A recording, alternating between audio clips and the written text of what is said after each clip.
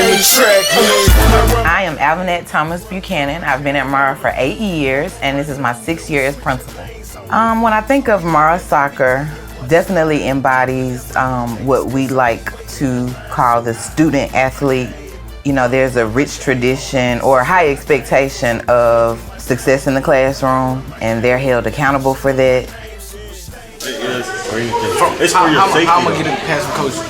It's still for your safety. And then it's the second time you got in trouble. No, it's the third time you've got in trouble in the last 2 months.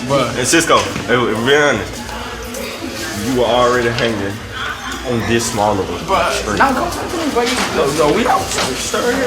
You are already standing on like a small string.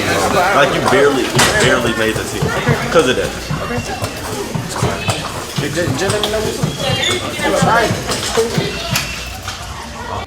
And I think why I appreciate the program is it's not just the expectation for success and achievement in the classroom, but it's coupled with support.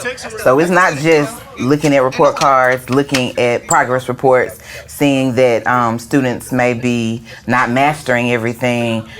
But, you know, I pass by the halls and I see the soccer team in tutorials. I see them working with peers to boost up their grades. So when I think of Mara Soccer, student athlete is not just a word or a phrase. It is the embodiment of the program. Achievement is prioritized. And then there's the whole aspect of athletics, which is you know, not taken lightly in the program. Students are conditioned and trained. And so any students with desires to be in athletics beyond high school, they're definitely prepared in that right. And then there's just it's so regimented that it's preparing them for the real world, the workforce, as far as the commitment to time management, the commitment to being loyal and dependable. So I'm thankful to have Mara Soccer as one of our most well-rounded organizations in the school. Hey, Nate.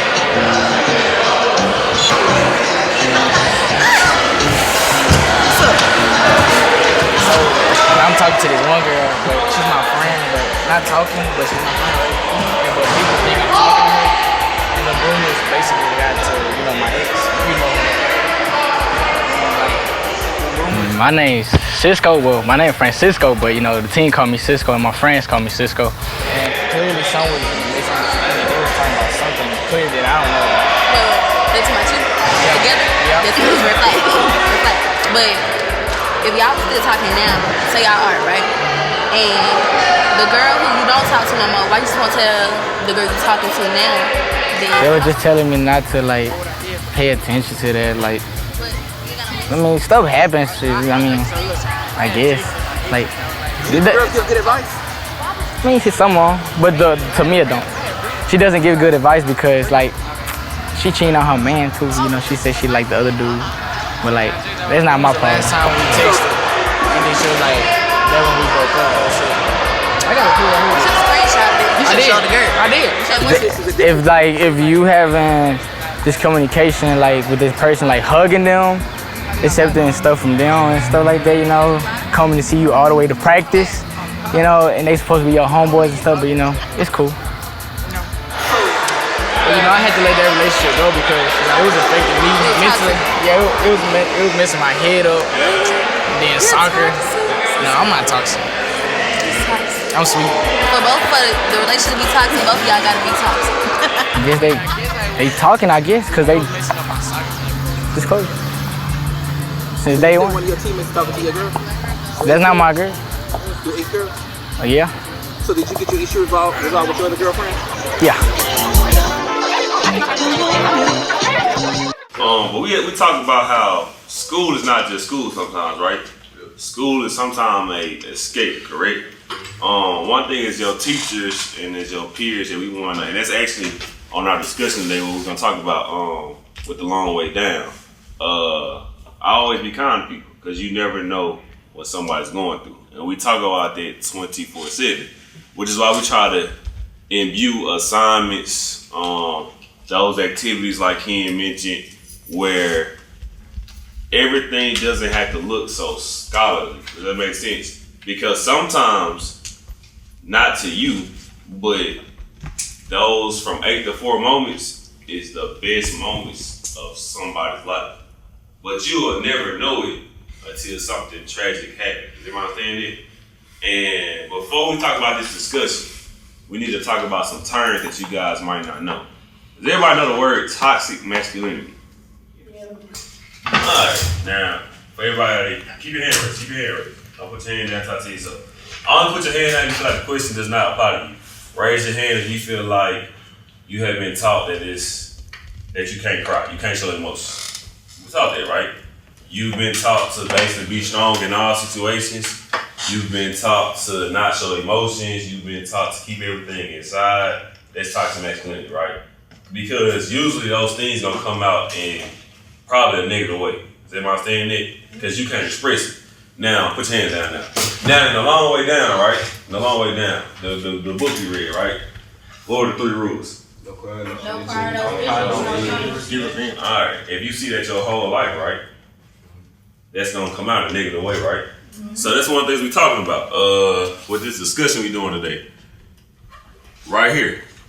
Jay Sharino says, "What do you hope a young person reading Long Way Down will take away with them after reading?" He says, "I hope young readers will think deeply about the importance of decision making and how often we make decisions that impact our lives in big or small ways." He says, "I want all us to think about the idea of being haunted." Now, we all seen a scary movie, right? But so ghosts follow you around, right? Read this sentence right here. It says, when we say haunted, we always think of ghosts. Anything that's ephemeral or abstract. But the truth is, we are all haunted by something. Whether it's your parents' teachings, your education, the bad or good things that have happened to you, we're all being haunted. Everything sticks to us in some way or another. So we have to make choices about what we can peel off or what we allow to stay with us. So you gonna be honest on why we not talking? Well, I'll stop talking to you honestly, and I blocked you because I didn't feel like I didn't want none of the girls' drama to spill over into my life because I'm good friends with most of y'all or some of y'all. So prior to that, y'all had got into it. Then once KK came, the wheels really unfolded that day. So I was like, at this point, I have to choose myself and my team over all the drama and all. So that's what I did. I think that was only right. From here, where do you want to go? From here, if we're being honest, completely, I really don't know because I can't tell what happens next. I don't know if this situation with you and Layla just keeps going over and over. I don't know if you're going to actually go by your word and actually distance yourself from her. So I do be dissing myself. I can't block her because she's my teammate. Gotta keep it cordial. But I do distance myself. I try not to talk to her unless it's dealing with soccer. I try to keep my space between me and her. Same thing with Naya. We both try to keep our space because we know that if we associate with her, we're gonna be in drama, and usually it all falls on me and people be looking at me sideways. Yeah, I really don't know. Me and you, we have a pretty good friendship, but like I said, I don't want it kind of no died drama. when Naya came.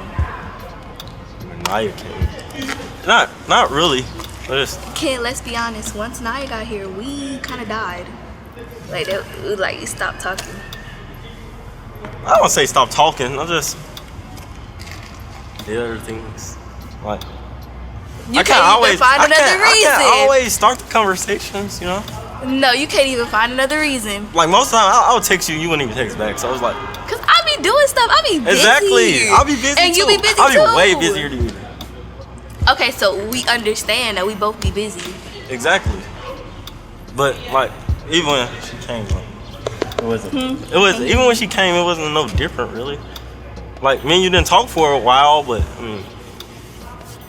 change anything. Are you being honest? Yeah, it didn't change nothing really. We still talk to each other in the hallway if we seen each other. We talked to each other, no, because there was a whole time period where we didn't say nothing to each other. It was nothing but sour emotions and really nothing but that came from when you always used to trying to start arguments. I really wasn't for all that. I'm not gonna argue with you about that. Exactly. But okay, because I'm not even gonna open that book. I was hurt. Go ahead. You was hurt when what? When Naya came and I saw you with her, I was hurt, I'm not gonna lie. Because then at the time I got kicked off the team, so we barely saw each other. And then kind of like, you know, slowly died out. And then I started seeing you and Naya, and it kind of hurt my feelings because that could have been me. But we ended our relationship on a good term, so. Yeah, I mean, there's no hard feelings when we ended it. I mean, we're still good, cordial. Still love each other, of course, but I mean. Yeah, there's always love there. Yeah, I agree. I understand that though. It's cool. But I just hope we can find like some type of solution to it. And we can. I say we start over. First start. Nice to meet you. I'm Ken. I'm Naya. That's 1, that's 2, that's 3, that's 4, that's 5, that's 6, that's 7, that's 8, that's 9, that's 10. Hello, my name is Amina El Sabrudi, and I've been playing for the Lady Mustangs since my 11th grade year, and I've been playing as goalie. And I am co-captain of the team as well. Mustangs on 3, Mustangs on me. 1, 2, 3, Mustangs! So last year, you know, I came new to soccer, honestly. I feel like this year I see more potential because I see we've already I've right here because I only joined in the fall. So now I'm in the spring season and I get to see the new girls just fresh starting out, and I feel like we're getting that bond together and we're trying to get them to come out outside of practice so we can, you know, have more of a closer connection. First, if you owe me a form and I don't have it when you leave today, do not listen for your name tomorrow on the announcements or tomorrow on Instagram. Because if you cannot follow the basic of directions to return paperwork like I ask you to, you will not be playing soccer at Murrah. I don't care who you are. I said what I said and I hope you understand that. It ain't personal. Got it? So I suggest you see one of these managers if you owe us any documents. All right. Next up, Tamina. Step forward to the front of this, to the girls' line. Move over here where I can see you, Tamina. Tamia. So Tamia, yesterday was your first day, correct? Were you the young lady that walked off after 4 minutes? So yes or no question, you were there. That was you? Open your mouth, I can't. Thank you, my eyes ain't too good, but I can hear very well, so talk. All right, so then after that, you were convinced to come back out here to give it another try, correct? And then today, about 5 minutes ago, I got a text message from one of your teachers. The best thing for playing for Murrah soccer is I would definitely say that I feel like we're pushed hard here, and there's a lot of opportunity for growth. You just have to take it. Go with Coach Punch. You too, both Laylas. So then I get a message today from one of your teachers saying that you walked out of class without permission. So let me tell you this. I'm not sure what you're used to. Not sure what team you came from. You ever played a sport at all. I'm not sure if you've done your due diligence and figured out who I was before you tried to play soccer. But let me tell you this. I don't do phone calls from teachers, and I don't do people that quit. You understand me? So today better be a great day for you because you on the cusp and you on my radar, and it's not good. Are we clear? Step to the back of the line. Sean, step up. So for the last 2 days, particularly yesterday after you learned about how impatient I am, you decide you're gonna be the last one to finish your cleats. You're gonna walk up to my huddle when you feel like it, and you're gonna do some stuff other than what I said. Look at me. Consider yourself warned. You understand each other? Step to the back. You probably should have asked some people who I was and what I was about before you got here. Don't try me. Those documents are not in the hands of my managers. At the end of the day today, you are finished. We're gonna run the cycle.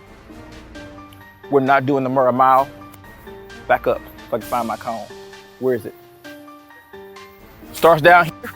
There's a square set up that goes all the way back around there. Your cycle today will be 9 minutes. You are not to stop. Now, particularly,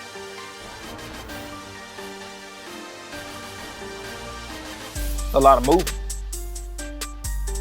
I'm talking particularly to you, because I think you had the impression that I wasn't gonna know that the reason why you have piss poor times on the Murrah Mile is because outside about 3 or 4 of y'all, the rest of you all thought this was a walk. You're not a 70-year-old woman in the mall. So let me see you walk today. When you walk today, I want you to walk right onto your bag and onto the front and wait for your ride. On this cycle, you are to follow directions. When I tell you to sprint, you are to sprint. Not jog, not walk real fast. When I tell you to jog, you slow down and you jog. We understand the directions. Jog. Don't cut my corners. I'm sensitive on Thursdays.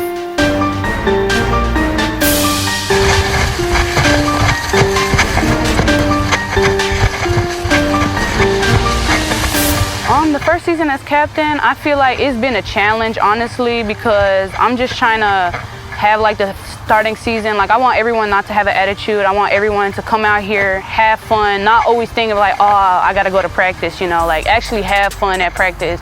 It's not supposed to be something dreadful every time, you know. So I just want everyone to be friends, everyone to be cool. I want all the attitudes gone, but you know, some people you can't change them.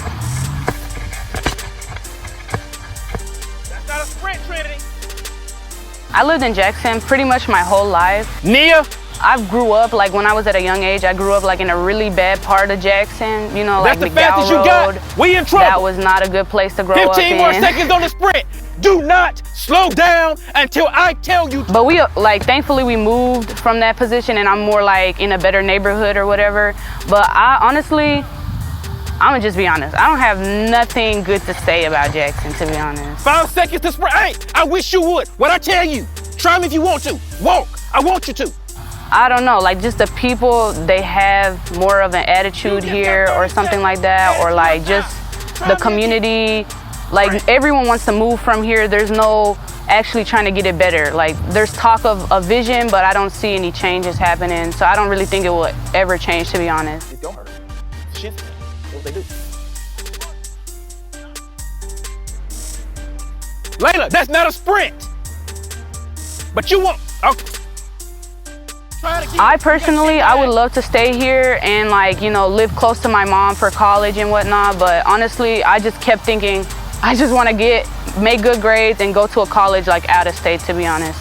Like if I could get that opportunity, that would be really good. You'd be used to this had you done what I asked you to do on Tuesday and Wednesday. But you went back there and walked. You tried me and I showed you what not to do.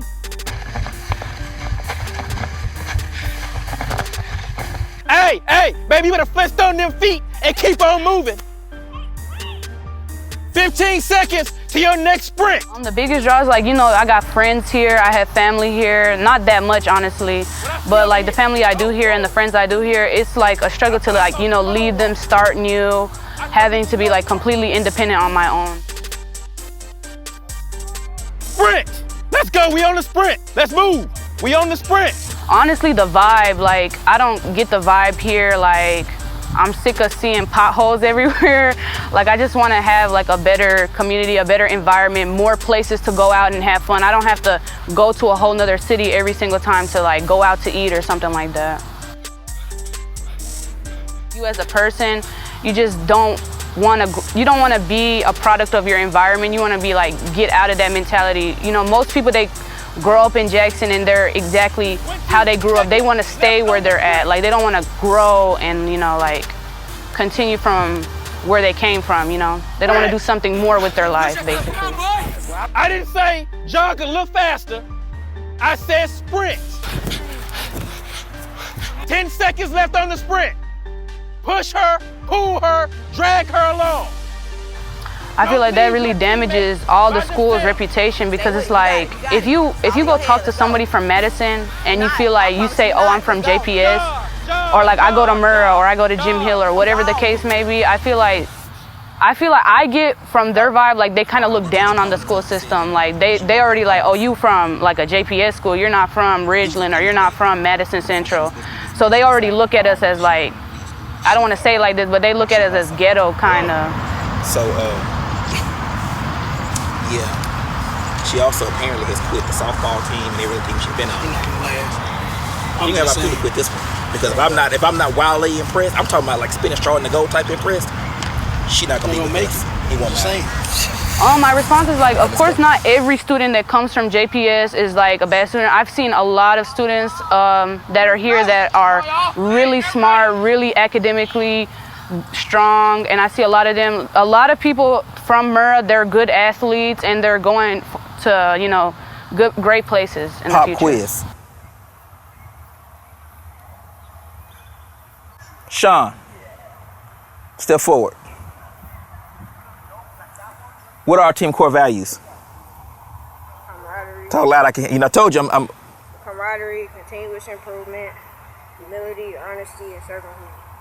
Say them again. Camaraderie, continuous improvement, humility, honesty, and servanthood. Good job. Step back.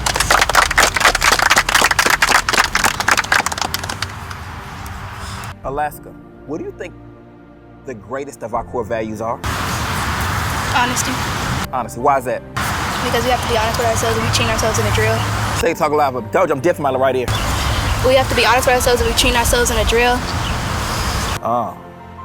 Why is that not a good idea? What do you mean? Why is it not a good idea to cheat? Because you cheat yourself, you can't get better as a player. Cedric, which core value you think is the most important? Continuous improvement. Tell me why. Because if you're not making continuous improvement, you're staying stagnant. You're not progressing as a player. And you're not helping your team at all. Or as a person. See, this is about more than just soccer. This is about building people to go out into the world. See, I might look great and young now, but one day I'm gonna be old.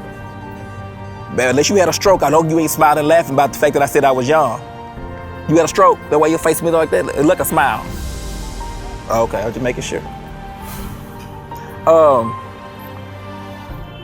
So who's going to continue? Who gonna take care of us when we get old? Who gonna run the world? Who gonna keep the peace? If we do not produce good adults, then we are in trouble. I'm not done with these core values. I'll be back to them again for the end of the day. Yeah. So I feel like JPS, yeah, there's a lot of opportunities that come here. I feel like a lot of people, they look at like low income schools, and they definitely, the people, of course, who are like really academically strong, really, you know, in sports, they're good. They have great opportunities to go way better places. They're always given that. But at the same time, if you're just average, you're not really looked at.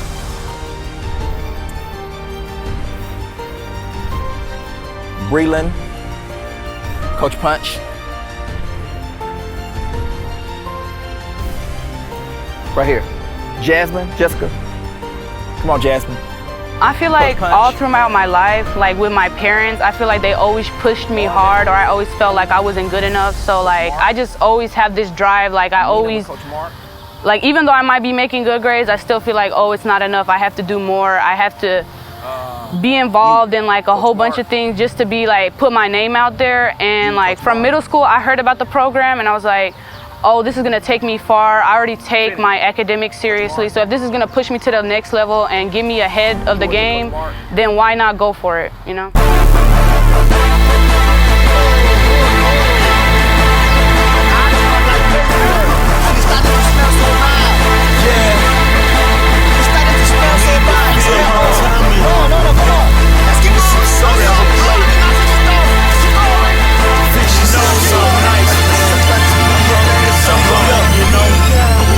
My name is Daniel Agu. I've been coaching in Murrah for almost about a year now. And I like the team. I see potential in everybody. And everybody wants to work. it's a whole different case when you see he got potential, he can play, he looks like he's gonna be able to do this in a couple years, but they ain't putting in the work. But here everybody wants to work, you know. And sometimes I understand. I mean, I'm from Africa, so we play different. I understand this is a whole different place, you know. People do things different here, but at least I see everybody putting in the effort, you know. It's like I was talking to Coach Mark earlier. I was like, remember last year when we literally had to teach everybody how to kick a soccer ball? And he's like, yeah, I'm like, at least we don't have to do that this year, so that's progress. Come on, come on, come on. Yes. Ball. Come on, up. Good job. Yeah, because like we have some of our old players who already has knowledge on playing soccer. We have some new players who are struggling. It's going to be easy because we already have some experienced players in the team who would build them up. So, I mean, we're still going to put in the work, but it's going to be a lot more easier. We don't have to put in all that work again. Push it! Hi, back. Come on, push, Breland. Good push, Breland. Come on, push. Push, push, push. All right, turn around. Hey, better yet. Toss it up. Up higher than that. Toss it up. Very organized, especially from the boys' side. Very, very organized. Skin and Brookings, yeah. They're doing a good job. They see things before we even see it, and they fix it.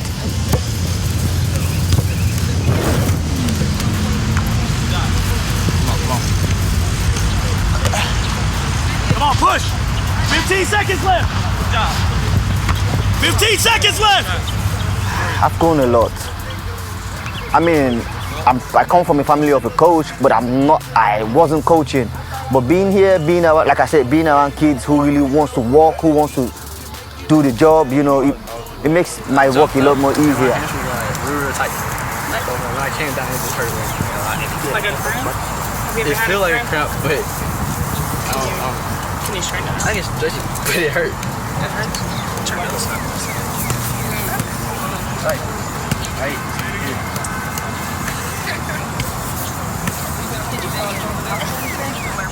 You know, you can learn a lot. I mean, no one is perfect, so when I make mistakes, you know, I learn from my mistakes, you know, because I understand everybody is different. You can't train everybody the same way. So I learn from my mistakes, so, yeah. Have you ever turned it before? Walk a little bit, loosen up.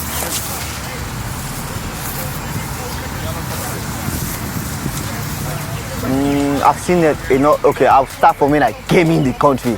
Okay, when I came in the country, you know, I wanted to play soccer, but, you know, because I had a little bit of injuries here and there, so I was like, you know what, I'm not going to risk my health. But when I came around here, when I came to the country, I saw kids who look like me, who look like my brother back home. But when it comes to the pace, the tempo of the game, it is very low. They play at a slow pace here. Back home, we're quick. Everybody wants to kill you. You know, you can't even get 5 seconds with the ball back home. It's like they on you. The moment you have the ball, you have 2 people already at your front. So which means your touches has to be good, your speed has to be good, your strength has to be okay. You know, and then talking about coaching here, comparing to the other team, I'm gonna be honest, and I'm gonna say it straight. They play very slow. A lot of teams down here, apart from us, that's why they get so mad at us when we get out there. Like, you're trying to hurt my kid. I'm like, no, this is a contact game. It's just like playing American football. That's how soccer is almost like that too. We play quick here.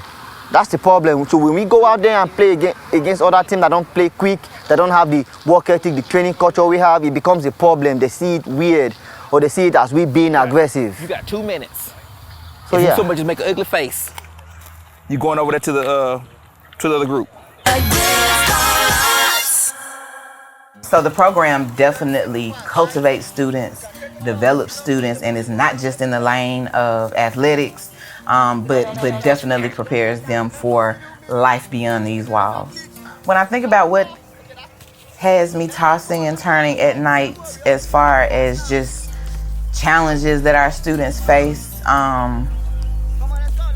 you know, school we attempt to be this safe haven, this space outside of what students may be experiencing or having struggles with.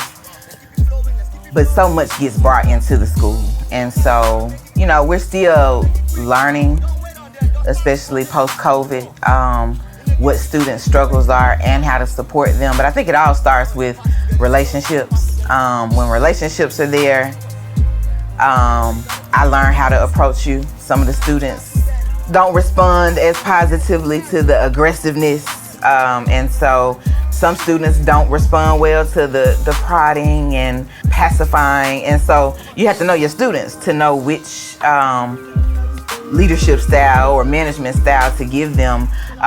But they are struggling. And so on different scales, in different ways, and school won't be successful if we can't solve their problems. We can't solve them.